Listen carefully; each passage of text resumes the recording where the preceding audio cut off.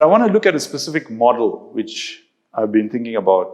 So they call it the Biopsychosocial-Spiritual model, right? So at a biological level, one of the things that most of us may be utilizing is medication. Right? We pop a pill in our mouth, makes us feel better, shifts the chemicals in our brain, shifts other chemicals around the body, and hopefully makes us feel mood-wise, improve, sleep better, appetite, energy, and we feel, wow, this is amazing, this makes us feel better.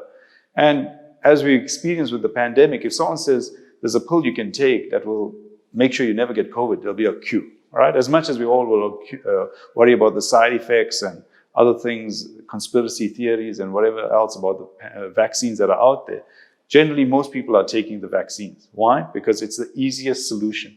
Standing here, you guys sitting at the opposite end of the room, makes it a bit more challenging to maintain this social distancing, this isolation. All those things are much more difficult.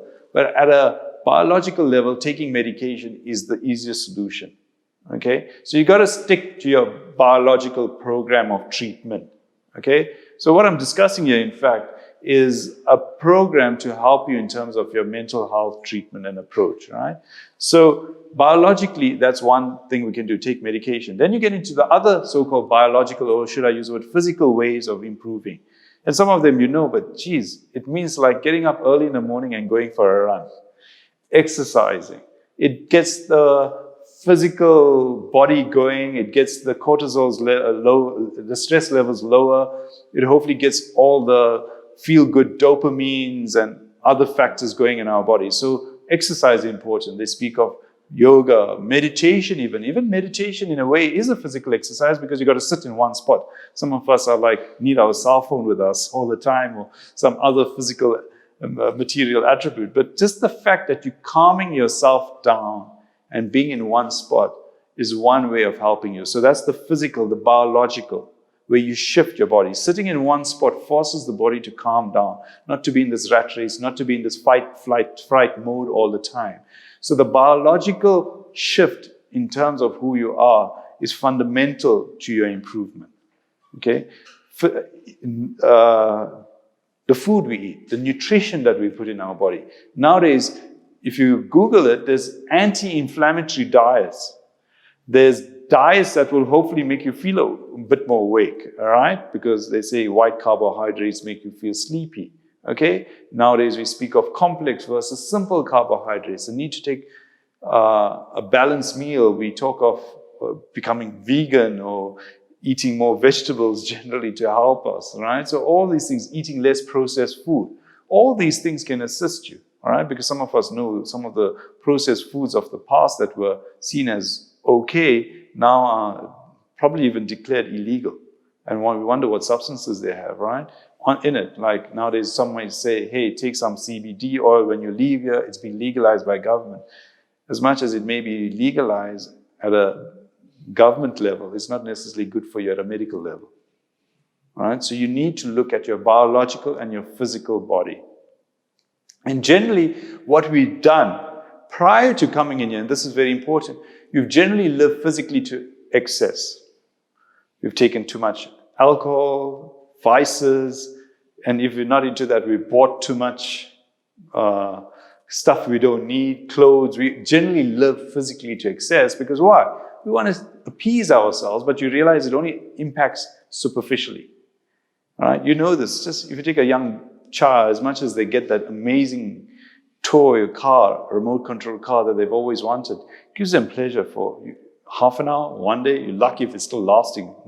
Not met a kid who loves their car still 1 month later, right? Okay? It tends to just give you that superficial appeasement, not sustainable.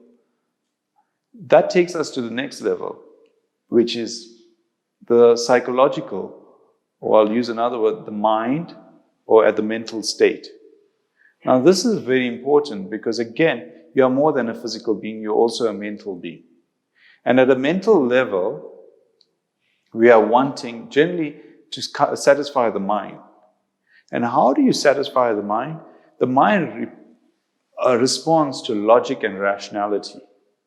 So if you get to a point where logically and rationally someone says to you, it's inappropriate that you be abused on a daily basis, which sounds quite logical, all right? Actually, not to be abused at all, you will agree with the person and you'll feel some, in fact, even affinity with the other person who sees your world. So what is, at a psychological level, is understanding logically and rationally, and one might use the word cognitively, what is appropriate.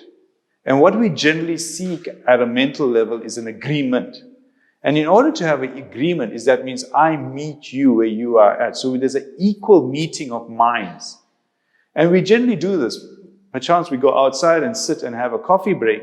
You will gravitate towards those who you have a sharing of minds with, where you kind of agree on how you see the world.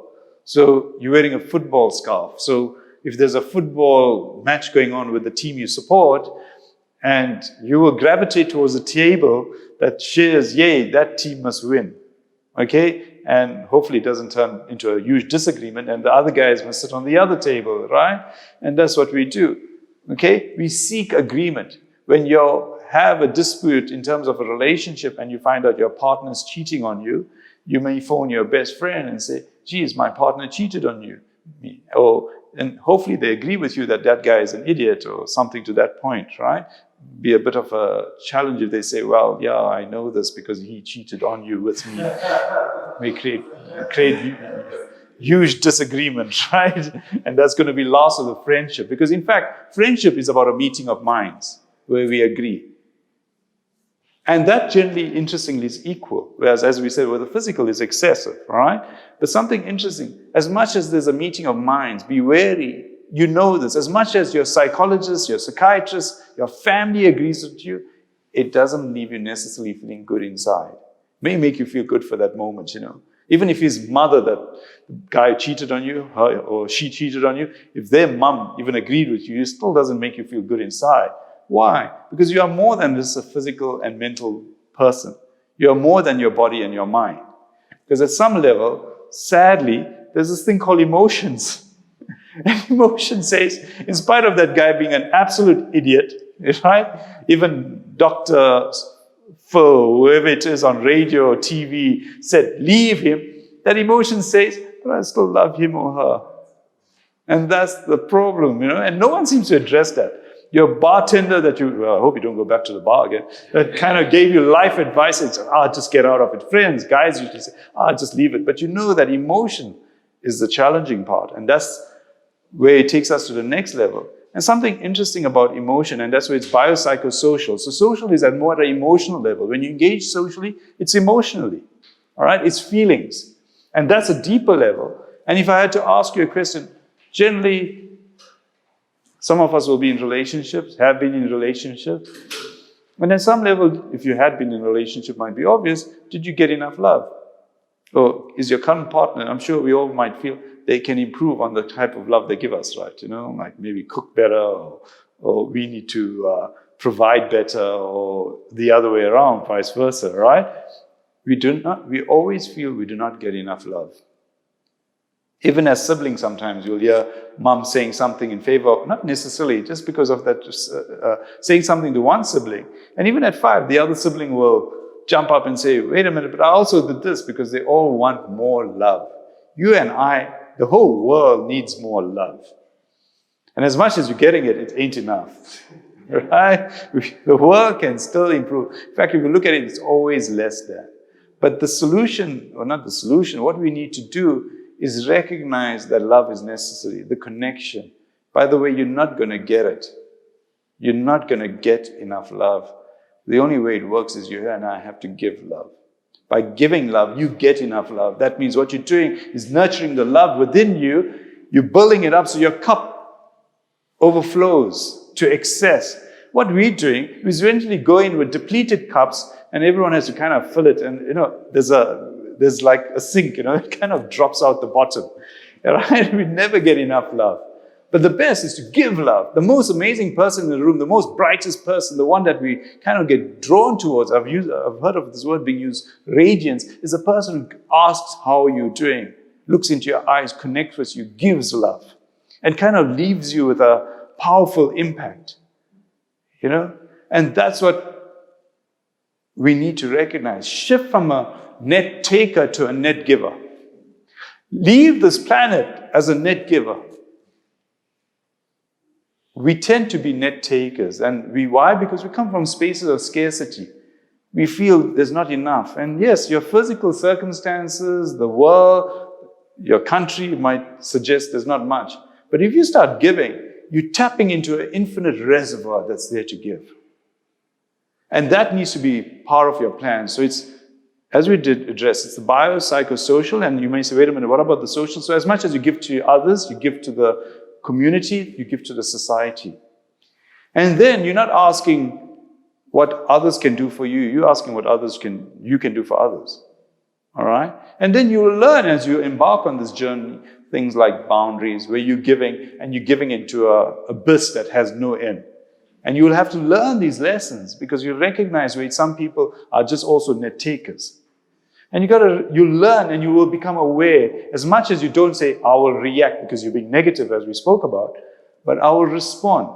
And you decide when you give, you may never get back. But love is never about how much you get. It's always going to be about how much you give. So that's, as we've covered, the biopsychosocial, and the last one is spiritual. And I'm not promoting any religion or anything, but along the lines of what is spiritual is, as we discussed, is to give, to forgive, to believe, and to live. And we spoke about the giving. That means you give, and you can give infinitely and eternally, because spirituality is infinite and eternal.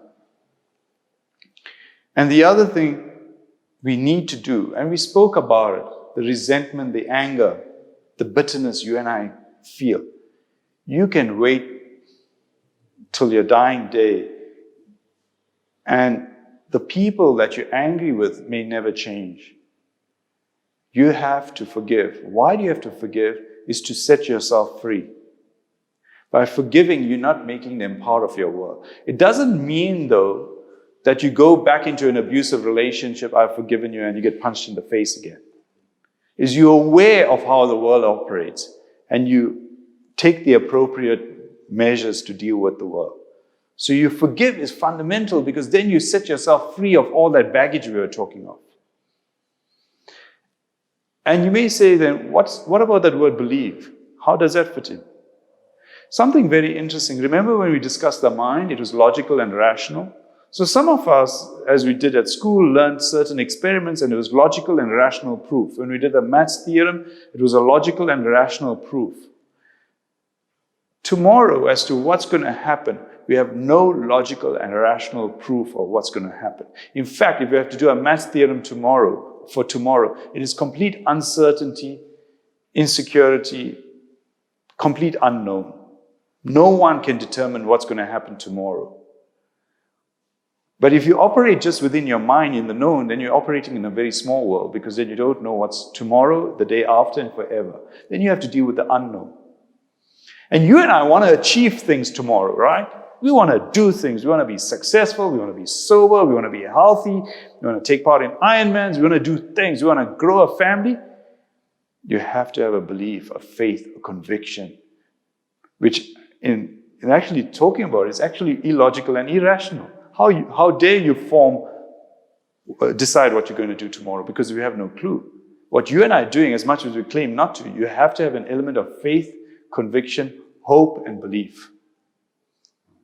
And not just have it at a mild level. Many of us I kind of have some faith. You got to be resilient. You got to really have faith, hope, conviction. You got to really believe in it. Because as much as you then aim for the stars as to where you wanted to go, and you landed on the moon, which is much nearer, at least, you got out of this planet. All right? As much as you may have decided to be, as the youngsters of nowadays tell me today, I want to be a dollar trillionaire. When I give these talks to youngsters, or they even use a word, a little kid uses a word, I want to be a dollar Google. Apparently it's hundreds of zeros. But some of us will just settle for having a few dollars, right? At least you might have got out of this planet. Okay? So the whole thing is that you have a faith, a hope, a conviction, and it will be illogical and irrational. You will be judged. You will be criticized because people will pull you back to their world. All right? And that's why we have fear, because we have to step out of the crowd. But you're entering another world, a far more beautiful world than the one we're in. And that takes us beyond belief to live. Because, in fact, how I like to relate this is that one of the reasons we use substances is because we want some fun. Life as we see it is boring. We kind of just live from day to day. We just not even live, we exist. We go through a routine, it's mundane, it's ordinary, it's boring. We become cynical and sarcastic. There's nothing much going on, it's the same old thing. Tomorrow, wake up, COVID's definitely going to be around. Right? Okay, it's not like we're ripping off these masks and dancing and giving everyone group hugs anytime soon, right? And what we're doing is just kind of going through the motions of this routine life, 8 to 5, whatever the routine has been determined by the society we live in. 9 to 5, 8 to 8. And we get caught up in this hamster wheel. And we complain about the same things, we enjoy the same old things, and we just mundane. But to truly live is to step forth. That means you become now alive. What is alive is where you're literally on the edge between what is known and unknown, what is certain and uncertain. You have taken a step forward in that faith, hope, conviction, and belief. And by taking that step forward, it's not grounded in any logic or rationality. You can fall, and that's scary, and that's uncertain, and that's unsafe. But therein you are living. Therein, you know you may experience extreme pain or pleasure. You may be insulted or honored. You may be victorious or defeated. And it's like, there's a movie of Steve Jobs where he and Steve Wozniak, they're driving to do a presentation on their computer. And in the car, what do we call this thing? Apple. Okay, we'll think of a better name later. Because it was the first time someone applied a fruit to a computer. Now it's like a standard BlackBerry, Orange Telecom. It's like, how dare you not call it a fruit? No one's we haven't gone into animals. Maybe we have, I'm not sure yet. You know what I mean? It was like these guys, will call it a fruit because, all right? And they, over the years, evolved in how that, to the point they don't even have the word apple on their stores. We all know the sign, the insignia, right? Even the Nike, what they call it, the swoosh, right? Amazing, because at that time, someone looked at it and says, I want to have a swoosh. I'm like, yeah, really? This is dumb. You understand? Because back then it wouldn't have made sense. It was illogical and irrational. But then you are living because you're at the forefront of your life. And and you may say, wait a minute, who lives that way? The best people to observe, witness doing this is kids. When they play, they are alive. You see it in their eyes. You see it in their bodies. Why? Because the world is anew. When they venture forth from their parents who are sitting on the side on the bench onto that jungle gym or that slide, you are stepping forth like Christopher Columbus finding America, right? You are going into the unknown, all right? You have no clue what you're going to meet, right? And they'll step back to check mom and dad or whoever it is, and at some point you are in it, you are gone. Because why? You are on the balancing edge between certainty and uncertainty, between the safe mom zone and the unsafe, okay? And that's what you and I need to do. I'm not saying now, go back to mom, drag it to the park. It's life. You have to step forth. And therein, you'll get your adrenaline rush. You'll get the buzz that you may have sought from the substances. You will get that alive feeling. Because you're stepping forth into the unknown. And that's what you and I are meant to do, by the way, at a spirit level. The mind's there to keep you safe. But the spirit is there to deal with the unsafe. Right? I mean, you see these guys on these Red Bull kind of what do they call them? Extreme events, right? Extreme sports. Gosh, you can, and it's fascinating. They're not like, yeah, I'll go. They're kind of very calm, cool, collected, stepping into the unknown. And I enjoy watching them because they're going into a space where they're truly alive. And it's not like, yes, your heart rate is pumping, going through the roof, but at some level, there's an element of calm that they possess. And that's what you and I need to inculcate and address the unknown. And it doesn't mean, yes, it doesn't have to be in extreme sports. It can be, I think Einstein in some ways was living a life of extreme because he was stepping into the uncertain, the unknown. It can be in entrepreneurship. It can be as a business leader. It can be as a mother. It can be as a father, where you step forth with your child into a space that you did not know exists by showing them maybe more love. And something I want to capture as much as, remember we spoke of the physical where it's excessive, the mind which is equal, so the bio is excessive, the mind is equal, mental, the emotional is, we never get enough, so it's less. With the spiritual, it's infinite. We are always starting at ground zero. As much as you've achieved, there's still tons more to achieve. So if you ask me, what is your plan, your program, your discipline, your tool? I would suggest that's one of the models you can use, the biopsychosocial-spiritual model. It's a very different way of looking at it, and you would need discipline. And the amazing thing is, if you address the unknown, it's so infinite, it inculcates within you the discipline that you will get up in the morning to chase the unknown, and you go to bed at night still chasing the unknown. There's still 1,000 worlds to conquer. There is still so much for you to do. There's an interesting story about a man they call him Sri Prabhupada. And he is noted for starting what they call the ISKCON movement. You may have heard of it as the Hare Krishna movement, right? And he was the first person who took this religion from the East based on Hare Krishna, Krishna, the God, Lord Krishna, who was seen as one of the avatars in Hinduism, across to the West.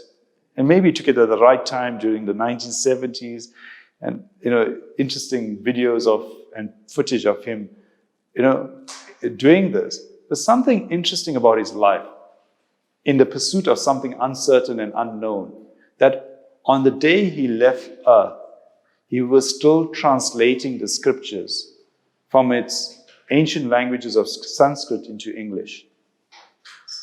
He was still disciplined enough, I'll use the word. He still was doing the tools of what was necessary. His program never ended. Your program will never end. Your program will continue forever. Because as much as we may say, I endeavor towards success, sobriety, wealth, if you are truly embarking on such a program, it will never have an end journey. There's still fundamentally more to do. There's so much more difference to make. As much as you may have helped some, there's still billions more to help. As much as you made a difference to one, there's infinite more you can make a difference to. As much as we read that story about the starfish on the beach, where someone takes the one starfish and throws it into the ocean and says, I made a difference to that one starfish, there's still 1,000 more starfish to make a difference to. It's not about getting stressed out about those you didn't help. You do what you can do. You do your best, and you let the universe take care of the rest. What you have done, though, is contributed to the universal story. And that must become your tool. And therein lies an inherent discipline, because you have tapped into a universal wheel, a universal program, or what the universe wants to achieve, and you see yourself as a tool of the universe. Right now, most of us generally in this world are tools of our minds. What our mind wants, we do. We're in fact servants and slaves of the mind.